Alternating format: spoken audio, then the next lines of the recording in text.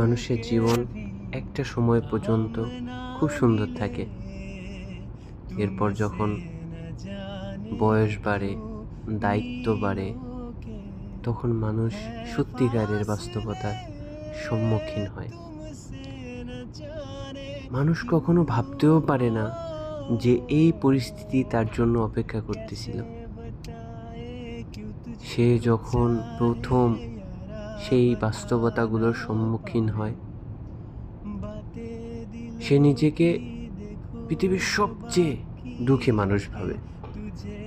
কিন্তু মজার বিষয় হচ্ছে, আসলে সে জানেই না যে তার পরবর্তী জীবনে এর চাইতেও খারাপ সময় অপেক্ষা করছে।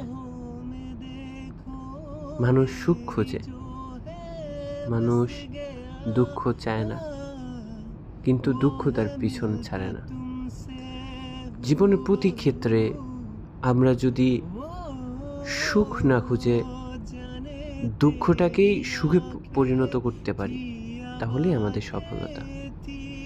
আর জীবনের প্রতি ক্ষেত্রে যদি আমরা খারাপ সময়গুলোকে ভালো সময়ে পরিবর্তন করতে পারি, সেটাই আমাদের সফলতা।